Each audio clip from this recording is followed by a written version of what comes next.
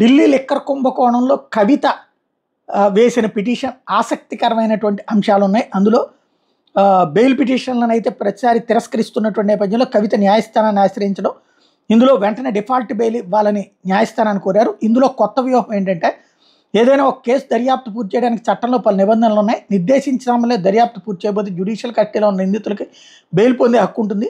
Criminal procedure code CrPC నిందితులకు ఈ అవకాశాన్ని కల్పిస్తోంది. సిఆర్పిసి 167 సబ్సెక్షన్ 2 ప్రకారం ఏదైనా ఒక కేసుకు సంబంధించి దర్యాప్తు సంస్థలు నిర్దిష్ట గడువులోగా విచారణ పూర్తి చేసి కోర్టులో ఛార్జ్షీట్ దాఖలు చేయాల్సి ఉంటుంది.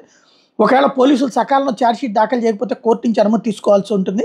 అలా చేయని పక్షంలో నిందితులకు బెయిల్ పొందే అవకాశం ఉంటుంది. దీన్ని డిఫాల్ట్ బెయిల్ అంటారు. ప్రతి కేసు విషయంలో డిఫాల్ట్ బెయిల్ నిబంధనలు ఒకే విధంగా ఉండవు. నేరాలు కేసులు తీవ్రత ఆధారంగా గడువు ఉంటుంది. సాధారణ నిందితులను అరెస్ట్ చేసిన తర్వాత 24 గంటల్లో విచారణ పూర్తి చేయడం సాధ్యం కాదని భావిస్తే దర్యాప్తు సంస్థలు నిందితులు కోర్టులో ప్రవేశపెట్టి కస్టడీ కోరాల్సి ఉంటుంది.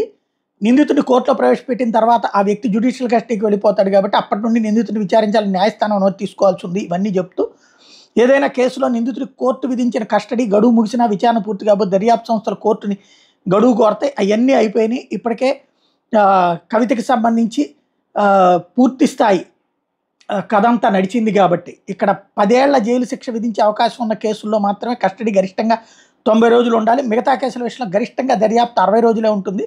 ఈ గడువు పూర్తయినా కూడా కేసు విచారణ పూర్తి కాబట్టి నిందితులు బెయిల్ పొందే చట్టబద్ధమైన హక్కు ఉంది అంటూ వాదనలు వినిపించారు కవిత తరపు న్యాయవాది.